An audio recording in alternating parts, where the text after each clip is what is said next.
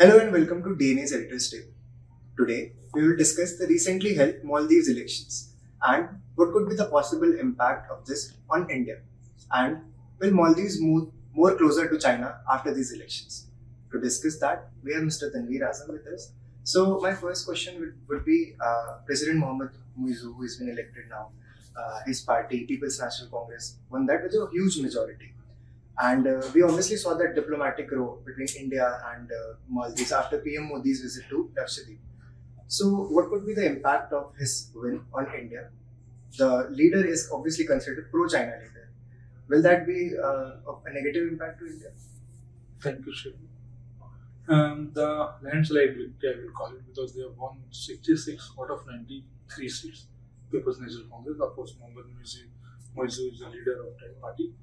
And yeah, there is no denying the fact that Mohamed Muizzu is pro-China and he has all the support from China. And he's very, very vocal about his anti-India stand. Right? The moment he came to power, he made a lot of statements against India and he took some steps which were not expected from someone from Maldives. Maldives have always enjoyed a very good relation with India. और हम उनको हमेशा help भी करते रहे हैं, हर तरह से हेल्प करते रहे हैं. But the moment Muizzu ascended to the leadership, he ensured that our relations in Maldives get deteriorated, and he announced that Indian forces which are there, and I will tell my viewers that Indian forces which were stationed in Maldives, they were not there for some military purpose or something. They were just for some disaster or rescue and that kind of operations. But he asked all of them to leave Maldives. And then he allowed China to dock their spy ship near Maldives. Yeah. So this is something which sends a strong message to everyone in the region that, okay, Muizzu is pro-China and he is not in favor of having good relation with India. Secondly, when some of his party leaders, they started talking ill about India, they started posting like controversial things on Twitter, which is now called X. So these are all led to the deterioration of the relation between the two sides. Having said all this, I still believe, and people of Maldives should accept this, and they will accept this sooner rather than later, that it's always good to have a friend like India who's in their neighborhood, rather like forging alliances or forging relationship with China. So because China is not a very helpful friend. India is always very helpful with its neighbors and with all other countries. We have a very different foreign policy and we are very good at it. China, they help countries, they give them all kind of debt and then they trap them in a debt trap.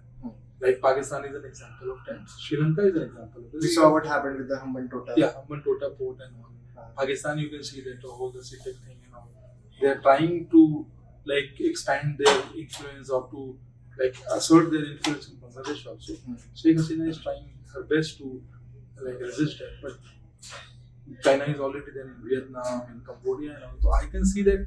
Of course, right now it's a diplomatic victory for China because of candidate who is backed by them and who enjoys very good relation with Beijing. Is in power and in power with absolute like proof majority.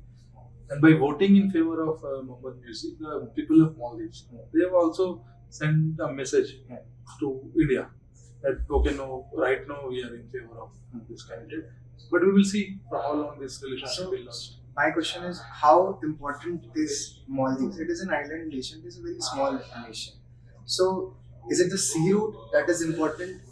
India wants to be the friend of Maldives, and it wants it to be on its side rather than China, because we are seeing China controlling sea from all the sides right now. They wanted to do that with Sri Lanka as well. So, how important is Maldives for both the countries? Maldives, like see, geographically, like you said, geographically, it's a very small island. Like it's known across the world for its beauty, not for its military power or population or economic power or anything. But yeah, strategically, it's very important. Like we as a country, India as a country, we need neighbors who are not hostile to us, right? And since Maldives is an island and there is a good long sea route which connects directly to India, so we need to have friends as our neighbors, and that's where I think that we have to tread this very carefully, and we can just hope that the better sense will prevail and Muizzu will not like give everything to China because if he will like succumb under Chinese pressure, then Maldives will lose a lot. And India has been their friend. Like we launched Operation Cactus. There was a time when to help the people of Maldives, and there was a time in I think like around few years ago they faced a severe water crisis. Severe. So we gave them water. We sent our air force and we sent our like ships and all loaded with water to help the people of Maldives. So yeah, strategically Maldives is very important for us. But China also knows this, and China is trying to like surround us from every side, from all the sea route. And that's where the deft handling of diplomacy is required. And I think this Modi government is pretty good in its foreign policy, and we will find a way out of it. So my last question is, there was a India Out campaign in not just Maldives, there was also in Bangladesh elections. We saw that, but obviously Sheikh Hasina, who India wanted, to have a good ties, so it wanted Sheikh Hasina to be there. But Maldives, this is not the case. They also asked the Indian troops to move out of the country. But with just this foreign, policy or this thing, someone cannot win the election. So apart from the India Out campaign, what other reasons could be for his possible win for Muizzu's win? See, the before Muizzu, the late president was in power. He had a very good relation with India. So Muizzu came on. It was this election plan that I will not allow Indians to do this. I will not allow Indian troops to have their base in Maldives and all. And this he instilled a sense of fake nationalism in the heart of Maldivians, and that's where he has got all this support from. And having said that, when you talk about Bangladesh, the India Out campaign was launched in Bangladesh also. But Sheikh Hasina says she has a very good relation with India, and it's for like years now. Yeah. When her father Muizzu Rahman, when he was assassinated, Hasina and all her living family members they shifted to India, and we gave them shelter. We gave them all kind of help. So Hasina is still in debt for India, and she still respects them. So she very strongly came out of in support of India, and she asked all those people who were like boycotting Indian things to first boycott Indian saris, Indian foods, and all.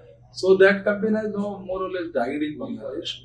But in Maldives, yes, by voting in favor of PNC, the people of Maldives have sent a very clear verdict that right now we need Muizzu, we need China. So how this thing will pan out, Maldives has a history of like unstable government. They are more or less like Pakistan when it comes to this political stability. So you never know that after 6 months Muizzu will be dethroned, he will be sent to jail like some old Abdul Gayoom and other Maldivian president. We saw this in Myanmar also with Samsung. So we will wait, and we will watch, and I am pretty sure that our time will come. So whether the tensions between Maldives and India will escalate in the coming few months or not, we will see that. But till then, keep watching DNA, keep watching DNA videos. Until then, stay tuned.